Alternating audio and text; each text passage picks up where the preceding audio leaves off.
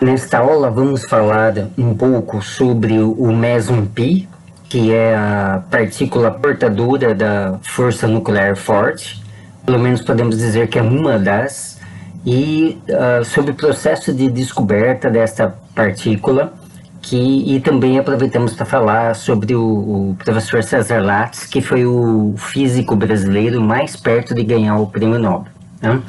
Mas em primeiro lugar vamos fazer a contextualização, né, desse assunto. Então nós vimos no vídeo anterior que, de acordo com as hipóteses do Yukawa, do Hideki Yukawa, prêmio Nobel em Física, né, o físico japonês, não só a energia pode ser quantizada, como, por exemplo, o momento angular, mas também o próprio campo de força, né? Então, nós estaríamos falando, né, a partir de então, a partir da década de 30, em que essas coisas aconteceram, sobre a quantização do campo de força, ou quantização da força. O que significa a quantização da força? Significa que o campo de força, ele pode ser diminuído, digamos assim, até um certo limite, né? Nesse limite você teria o quantum do campo, né? Qualquer que seja o campo eletromagnético, ou em princípio gravitacional ou nuclear.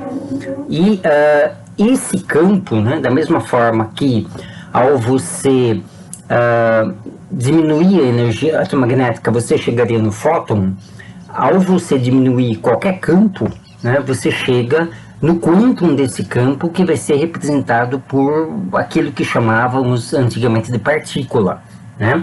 Então hoje em dia a gente sabe que o termo partícula não é um termo correto, porque esses objetos quânticos têm também propriedade ondulatória.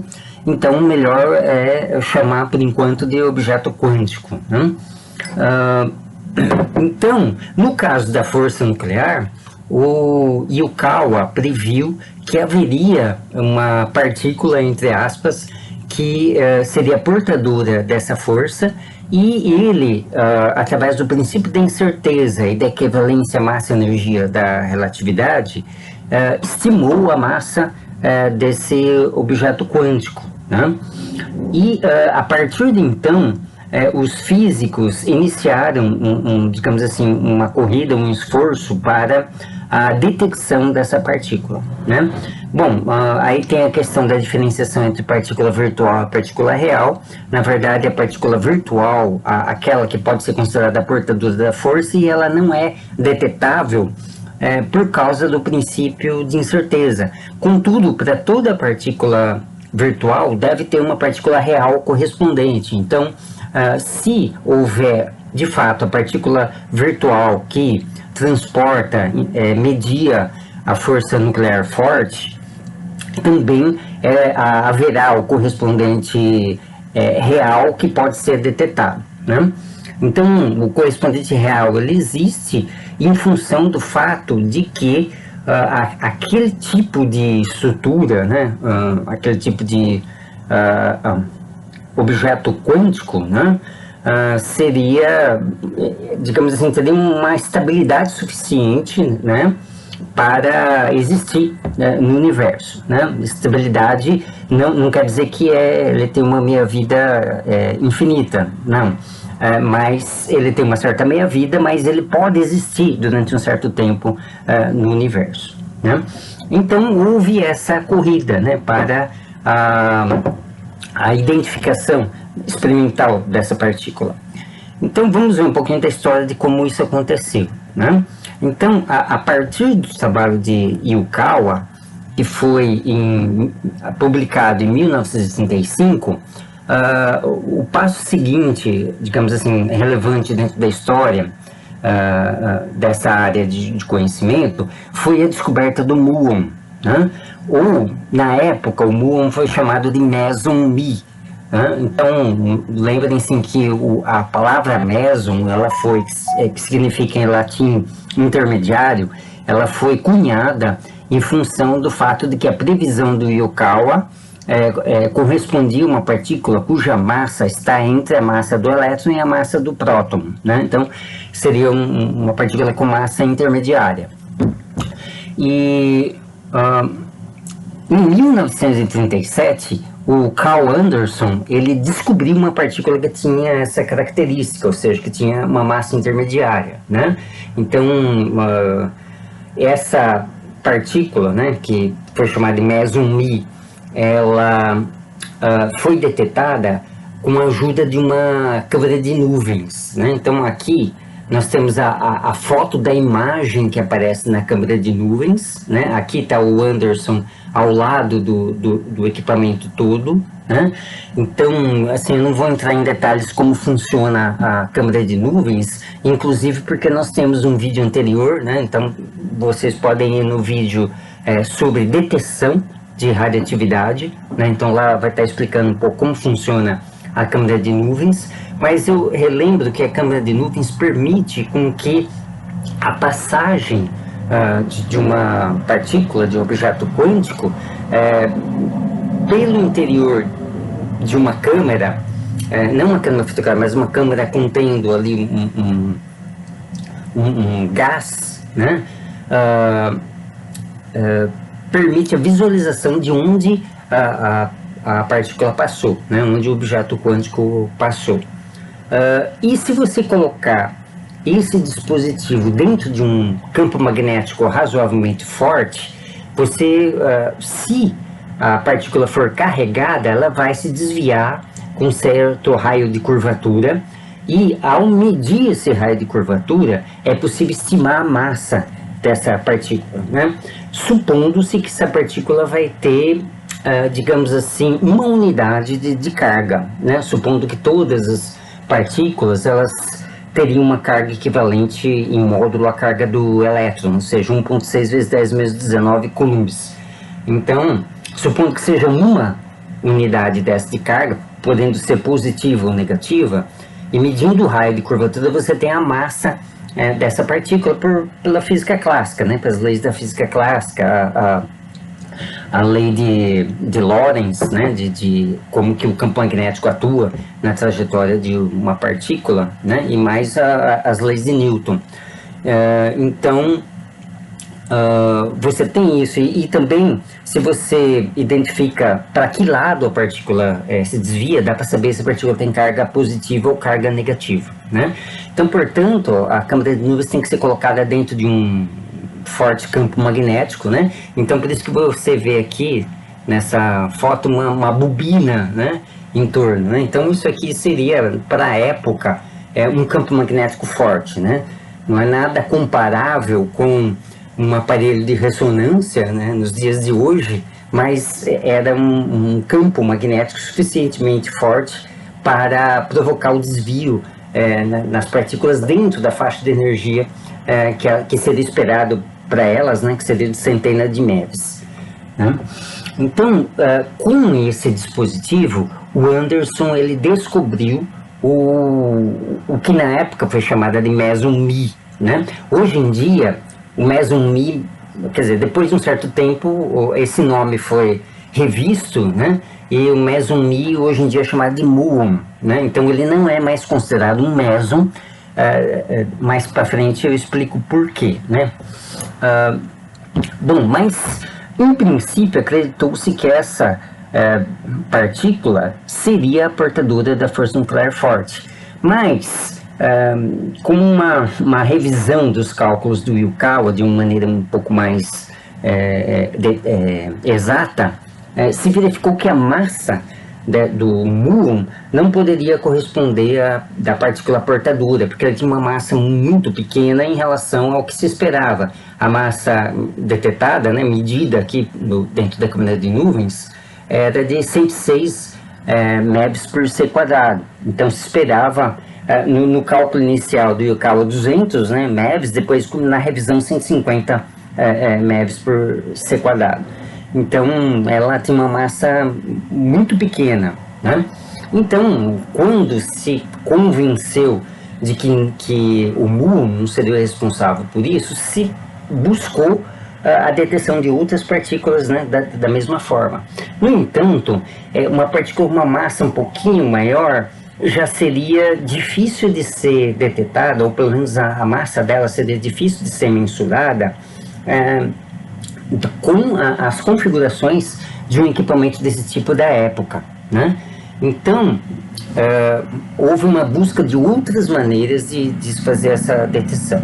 Mas antes de ver isso, só abrindo um parêntese, o Anderson também foi responsável pela descoberta do positron, né, ou seja, o elétron com carga positiva ou a antipartícula do elétron, e isso lhe valeu também um prêmio Nobel. Então está aqui, né, a descoberta do positron, né, que lhe rendeu o prêmio Nobel de 1936. Então, aqui é interessante destacar o seguinte, que o traço das partículas dentro da câmara de nuvens e também em emulsões fotográficas, né? Então emulsões nucleares, também é explicado lá no texto sobre detecção de radiação, como que funcionam, deixam marcas que permitem você entender que tipo de partícula se referem cada um daqueles traços. Então, no caso do positron, ele é produzido, digamos assim, pelo decaimento de uma gama, né? de um fóton de alta energia. Então, a gama em si, ela como não tem carga, ela não deixa um rastro na câmara de nuvens. Mas quando ela se transforma num par elétron-positron, né, que é um tipo de possível decaimento gama, se a gama tiver uma energia consideravelmente maior que 1 MeV, porque o elétron e o positron tem massa de meio MeV, né, um pouquinho mais de meio MeV, o decaimento da gama em um par positron-elétron deixa uma marca característica aqui, ou tanto na câmara de nuvens, quanto na emulsão nuclear fotográfica, né? Então, quando você vê um par assim, né, de duas espirais, digamos assim, o raio de curvatura é muito pequeno, porque a massa do elétron e próton são pequenos, né, pelo menos em relação a dos mesons. Então você tem dentro daquele campo magnético digamos assim, uma curvatura muito pequena, então uma espiral bastante pronunciada. E quando você tem um par, você sabe que é uma partícula e uma antipartícula que estão sendo criadas, né? Então isso é importante, assim, digamos, para ter uma ideia de como que isso foi detectado historicamente, né? Até hoje em dia esse processo é utilizado, embora em aceleradores como no LHC você tenha não emulsões fotográficas ou câmara de nuvens, mas tenha detectores eletrônicos, né? Mas no fundo o processo de detecção é esse mesmo, né? Bom, então vamos ao meson pi, né? Então, em função dessa necessidade, digamos assim, da identificação da partícula portadora da força nuclear forte, alguns grupos de pesquisa no mundo se estruturaram tendo esse como um dos objetivos, né? E um dos grupos foi o chamado grupo de Bristol, né? Que foi estruturado na década de 40, tendo o Cecil Powell, né? Ele está aqui no centro dessa foto como o chefe, né, desse grupo. E esse grupo ele se especializou bastante na melhoria das emulsões nucleares, da qualidade das emulsões nucleares, né, que são sensíveis à passagem das partículas, elas deixam traços na emulsão. Digamos assim, foi um grupo de vanguarda no poder de detecção dessas partículas, né? O problema que se tinha é que você não tinha muita possibilidade de observar, digamos assim, nos laboratórios em geral, a passagem de um meson com massa maior do que o muon, né? Mas o grupo já sabia da questão dos raios cósmicos, da existência dos raios cósmicos, ou seja, se você fizer o processo de detecção no alto de uma montanha, então você vai ter um maior índice de incidência, um maior fluxo de partículas com energias maiores, né? Então, esse grupo sabia disso e foi isso que foi feito no processo de detecção do Meson Pi, né? Então, na década de 40, o grupo contava com duas pessoas que foram protagonistas desse processo, que é o Giuseppe Occhialini, né, um físico italiano, que também era especialista em alpinismo, e o professor César Latz, né, que, assim, o que eles estavam fazendo lá seria o equivalente a um doutorado, ou um pós-doutorado nos dias de hoje. Então, eles estavam lá temporariamente estudando no grupo de Bristol. E o que eles fizeram foi, eles observaram traços de partículas numa emulsão nuclear, ou em emulsões nucleares, que foram expostas no alto de um monte na França, né, que é o chamado Pic du Midi. Né? Então, ali você tinha indícios, tinha alguns traços que apontavam a possível existência de uma partícula com massa maior do que o muon. Né? Então, na emulsão nuclear, você pode reconhecer a massa de uma partícula não somente pelo raio da curvatura, se estiver num campo magnético, mas o campo magnético nem é mesmo necessário, porque pelo alcance do traço e pela densidade do traço, né, quantos grãos estão, vamos dizer assim, amontoados no traço, mas mais especificamente o comprimento, né, que informação que o comprimento pode nos dar? É o tempo de vida, né? Você supõe que aquela partícula vai atravessar a emulsão com uma velocidade ainda próxima da luz, embora seja um meio mais denso do que o ar, ou o vácuo, e mesmo assim você supõe que a velocidade é próxima da luz, né? Porque tem energia suficiente para isso. Então, você vai ter uma relação entre o comprimento e o tempo de existência daquela partícula, né? Da mesma forma que nos cálculos do vídeo anterior. Então, com isso, você tem uma estimativa da massa da partícula, né? E eles sabiam que o traço dessa partícula com massa maior, que seria a portadora da força nuclear, teria que ser menor do que o traço do muon, né? Bom, então o que eles fizeram? O Pic du Midi ele é alto, mas não é tão alto. Então o que eles fizeram foi levar emulsões nucleares, né?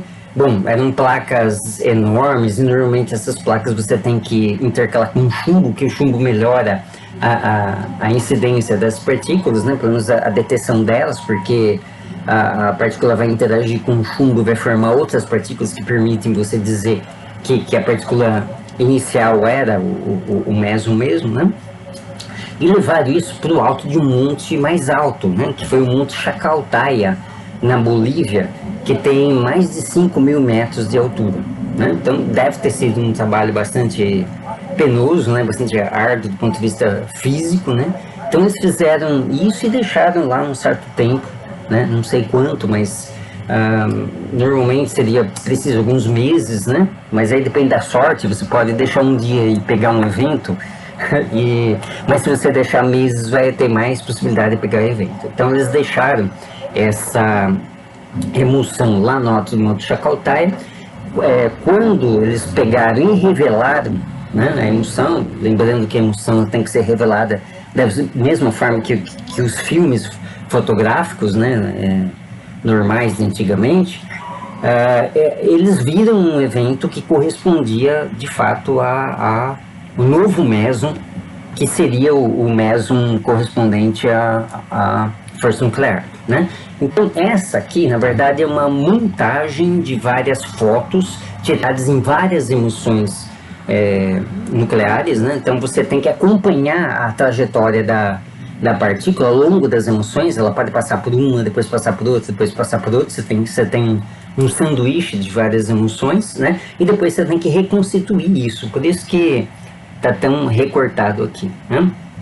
Eu peço que me perdoem pela qualidade da imagem, mas essa imagem, embora tenha pego da internet, Eu sei que ela é uma foto tirada de um quadro, né, que tem no Instituto de Física lá da Unicamp, né, mais especificamente do Departamento de Raios Cósmicos e Cronologia, né, onde o César Lattes foi lotado, né, na parte final da sua carreira, né, depois que a Unicamp foi estruturada e tudo mais. E ela mostra o seguinte, ela mostra aqui um traço mais curto, né? Bom, lembrando também que esses traços são da ordem de microns, né? Então você tem que tirar a foto do microscópio, você tem que acoplar a câmera ao microscópio e tirar. Então você tem um traço mais curto e um traço mais comprido, né? Então esse traço mais comprido ele tem todas as características do muon, mas acoplado ele tem esse traço mais curto, então portanto sendo mais curto vai corresponder a uma massa maior, né? E eles estão interconectados, né? Então o que isso sugere? Isso sugere que essa partícula com massa maior, né, que seria o meson pi, que foi denominado meson pi, ele decai no muon, né? Então há algum processo de transformação nuclear que faz com que ele se transforme no meson mi. Então o meson mi, na verdade, que o Anderson detectou, ele seria um produto do decaimento do meson pi, né? E como aqui também existe um certo ângulo entre as duas trajetórias, o meson pi tem que decair no meson mi, mais pelo menos outra partícula, tem que ter uma outra partícula que não, possivelmente não tem carga, porque não deixou o traço aqui, né? Porque senão ele não haveria esse ângulo entre a trajetória das duas partículas pela conservação da quantidade de movimento. Mas isso vamos ver um pouquinho mais para frente. Mas esse evento foi suficiente para consolidar a descoberta da nova partícula que tinha as características básicas, né, a massa especificamente, daquela partícula que seria a portadora da física da força nuclear forte. E até hoje, vamos dizer assim, nós temos que o meson pi digamos assim, uma das partículas portadoras da força nuclear. Na verdade, há outras partículas, né? Porque, como eu já havia falado anteriormente, você tem o meson rho, que intermedia a interação spin-órbita, e o meson ômega, que é responsável pela parte repulsiva da força nuclear forte. Mas o meson mi é responsável pela componente atrativa da força nuclear forte, e de fato, que mantém os prótons e nêutrons ligados dentro do núcleo. Essa observação foi feita em 1947, né? E aí o prêmio Nobel veio em 1950, só que, digamos assim, talvez esse seja um dos pontos de maior insatisfação da comunidade científica brasileira, né? O prêmio Nobel ele foi dado apenas para o Cécio Paul, que era o chefe da equipe, né? O Paul, digamos assim, que ele teve o mérito de consolidar o grupo e, em função disso, foi possível a descoberta. Então, sem o mérito do Paul, sem a atuação do Paul, não haveria acontecido, né? Mas quem, de fato, conduziu o experimento, elaborou o experimento, viu como que tinha que ser feito e tomando as providências para se fazer, foi o César Lattes, em primeiro lugar, e o Giuseppe Ocellini em segundo lugar. Então, há reclamação, de fato, de que o Lattes teria que ter sido um dos agraciados pelo Prêmio Nobel. Bom, a massa do meson pi, de fato, é maior do que do muon, é de 140 metros por ser quadrado, então ele é muito próximo da massa que foi prevista pelo Yukawa. E essa foto é interessante porque ela é uma foto que retrata, né, o César Lattes ao lado do Yukawa, né? Então, ou seja, eles conversavam bastante e tudo mais, né? A comunidade científica na época era pequena, vamos dizer assim, né? E havia trocas constantes entre os cientistas, né? Então, aqui, só para fazer um quadro mais geral, da interação forte, né? Aqui nós temos o meson π, que é necessário, responsável pela componente atrativa da força forte, o meson ômega, que é pela parte repulsiva, componente repulsiva, e o meson ρ pela interação spin-órbita nuclear. E observem que essas duas partículas foram descobertas bem mais tarde, elas têm uma energia muito maior, têm uma massa muito maior, né? Então, o meson ρ 769 e o meson ômega 783. Então, na época não havia condições experimentais para detecção dessas duas outras partículas, né? Então, assim, a força nuclear forte, ela também é, digamos assim, bastante complexa em função disso, né? Ela não tem uma única partícula portadora, como é o caso da força eletromagnética, que ela é mediada apenas pelos fótons, né? É lógico que tem fótons, há diferença entre os fótons que mediam a componente elétrica dos fótons que intermediam a componente magnética, né? Então, são fótons com paridade diferente, mas, vamos dizer assim, todos são fótons, né? Todos os portadores são fótons. E no caso da força nuclear é um pouquinho mais complicado, né? Bom, já que foi dada ênfase ao César Lattes, quer dizer, ele foi um personagem protagonista desse processo, então vamos falar um pouquinho sobre ele, né? Digamos assim, já que ele é o físico que esteve mais próximo do prêmio Nobel, né? Então, lembrando que o Brasil nunca ganhou um prêmio Nobel em toda a sua história. Bom, César Lattes, ele foi nascido em Curitiba, né? Ele nasceu em 11 de 7 de 1924 e faleceu em Campinas em 8/3 de 2005, né? Então, ele se destacou, além da ciência, com a política de pesquisa no Brasil. Então, ele participou da fundação, foi um dos protagonistas, na verdade, da fundação do CNPq e do CBPF, né? Aí, ele, quando a Unicamp foi fundada, estruturada, surgiu o Instituto de Física, ele foi para lá, ele foi convidado e participou também da digamos assim, construção da Unicamp da forma como ela é hoje, né? Do nome, da qualidade que ela tem. E dentro da Unicamp, dentro do Instituto de Física Kleber Fatag, da Unicamp, ele fundou o grupo de cronologia, né? Havia o departamento ainda, o departamento de raios cósmicos e cronologia, e dentro desse departamento, né? Foi fundado praticamente por ele, né?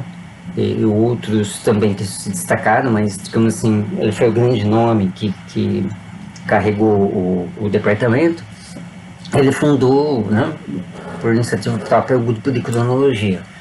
Em princípio, ele queria testar a teoria, a hipótese do Dirac, de que as constantes universais podem variar ao longo de bilhões de anos, né? Então, isso foi digamos assim, o incentivo inicial, né, para ele criar esse grupo que existe até hoje, e até hoje tem como meta de longo prazo né, essa questão da física.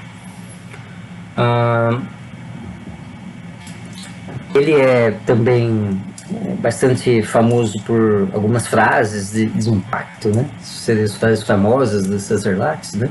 Uma delas é que a ciência é irmã caçula, talvez bastarda, da arte, né? Então, os grandes físicos brasileiros, sempre também o Mário Schemberg, eles tinham uma consciência da importância da arte também, e que a arte sempre sempre foi irmã da ciência, né? Então, ele até ajudou o Gilberto Gil em algum momento a produzir aquele álbum, o Quanta, né? Outra frase que é muito interessante dele é think big, ou seja, pense grande, né? Então, é um conselho que ele dava para os físicos, de modo geral, né? Aquelas pessoas que ele passava a conhecer, que pertenciam à academia. aqui sempre ter um objetivo, digamos assim, além do convencional, né? E além do que está estabelecido dentro da ciência, porque se nós não tivermos objetivos que estejam além, a ciência acaba não progredindo, né? Então as pessoas acabam fazendo aquilo que está na moda, né? O Me Too, né? Quer dizer, fazer a mesma coisa que os outros estão fazendo, estão publicando, e se esquecem de que normalmente são aqueles trabalhos que se diferenciam dos demais, que apontam novos rumos para a ciência, né? Outro detalhe também que eu lembro, acho que é importante registrar aqui, é que o professor César Lattes, quando ele conhecia alguém, quando ele era apresentado para alguém, ele cumprimentava, né, dava as mãos e falava assim, professor, professor. Então era uma pessoa que valorizava bastante o título de professor. Talvez ele valorizasse mais o título de professor do que o título de doutor, né? Porque também, em geral, os grandes prêmios nobres, né? Eu vou me permitir falar grandes prêmios nobres porque, para mim, ele foi um prêmio Nobel, né? Embora não tenha sido agraciado formalmente, mas hoje em dia até é reconhecido. Se você for abrir a Wikipédia, por exemplo, você vai ver lá que o Meson P foi descoberto por Powell, Lattes e Okelin, né? Então, os grandes prêmios Nobel sempre souberam valorizar o ensino, né? Eles sabem quão importante você não guardar o seu conhecimento para si e, digamos assim, difundir esse conhecimento, né? O conhecimento, você sempre, quando você divide o conhecimento, você soma, você multiplica, né? Então, ele tinha essa visão também, né? E é uma visão assim, que os grandes prêmios Nobel sempre têm, tanto que eles são reconhecidos pela didática das suas aulas, né? E outra frase, né, a última frase que eu gostaria de destacar, é um pouco mais polêmica, Einstein é uma besta, né? Então ele não gostava do trabalho do Einstein, ele tinha objeções muito fortes à teoria da relatividade, né? Então, só para contar um episódio, né?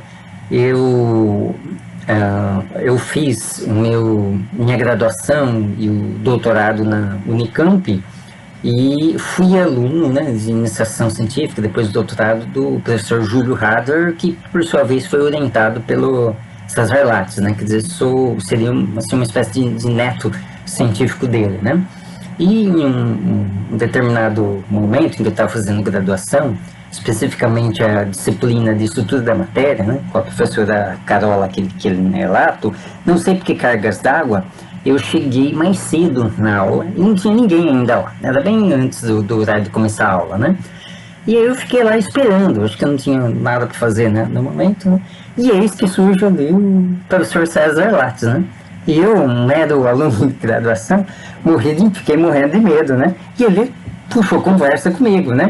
Ele perguntou se eu acreditava que não importasse a velocidade que nós corrêssemos atrás da luz, se eu achava que a luz corria com a velocidade c em relação a nós. Ela continuava correndo, né? E aí eu nem soube responder, né? Nada. E ele disse que não acreditava nisso, né? Ele não acreditava que se você corresse atrás da luz, não importa a que velocidade você estivesse, né? Ela sempre estaria se distanciando de você com a velocidade c, né? Então isso revela assim de que forma que ele não aceitava, digamos assim, a teoria da relatividade, né? Ele acreditava inclusive que é possível se consolidar, né? se obter, se estabelecer um referencial absoluto, né, dentro do universo. Ele falava em um conjunto de galáxias distantes e tudo mais, né? Mas, assim, talvez ele tenha se frustrado um pouquinho porque ele não conseguiu, digamos assim, colocar falhas na teoria da relatividade. Então, embora tenha feito diversos esforços nesse sentido, né, Então isso foi talvez um item de frustração na sua vida.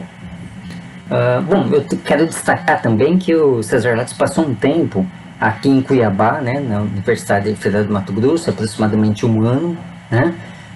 Isso aconteceu na década de 80, né, por volta de 1986, se eu não estiver enganado. E aqui tem uma foto do professor Lattes ao lado do ex-reitor da universidade, né, o professor Eduardo de la Mônica Freire, né? Aqui também tem um outro eminente físico japonês, né, o professor Takao Tachi, que fazia parte de um acordo de cooperação entre Brasil e Japão, né, na área de raios cósmicos. Então, por que eles vieram e ficaram um tempo em Cuiabá? Porque o Lattes pensava em consolidar na UFMT uma espécie de uma base, né, para o estudo de radiação cósmica. Então, por quê? Porque Cuiabá ele fica mais ou menos a meio termo entre Campinas e o Monte Chacaltaya, na Bolívia, onde durante décadas o grupo de raios cósmicos da Unicamp manteve lá um posto de pesquisa com exposição de emulsões fotográficas, né?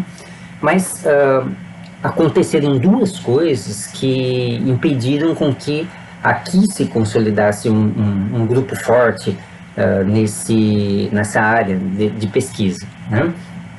Uma delas é que, com o tempo, os aceleradores de partículas passaram a ter energia que excedeu as energias que eram possíveis de serem detectadas com exposição de emulsões fotográficas. Então, hoje em dia, os físicos deixaram de usar emulsões, né, e passaram a trabalhar exclusivamente com aceleradores. Então, digamos assim que essa metodologia de pesquisa ela caducou, vamos dizer assim, né? Então, hoje em dia não tem mais grupos de pesquisa trabalhando com emulsões, né?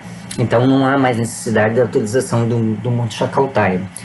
Esse foi um dos fatores, mas não o principal. O principal, na verdade, é que no departamento de física, na época, hoje é instituto, no departamento de física, na época, na UFMT, não havia maturidade científica suficiente para a consolidação de um grupo nessa área de pesquisa ou em qualquer área da física, né? A maioria dos docentes do departamento nem eram físicos, né? Então não havia assim, uma cultura científica forte o suficiente para isso. Hoje em dia mudou, né? Nós temos vários cursos de pós-graduação reconhecidos pela CAPES e tudo mais, mas na época não foi possível. Então, aqui outras fotos, né? O professor Lattes cumprimentando o reitor, né? O professor de la Mônica Freire. Aqui mais outras fotos do professor Takao Tachi e o professor Lattes. Aqui é uma aula do Lattes, né? No departamento, uma palestra dele, né? O cigarro aqui na ponta inseparável cigarro na ponta dos dedos, né? Aqui um conjunto de fotos, né?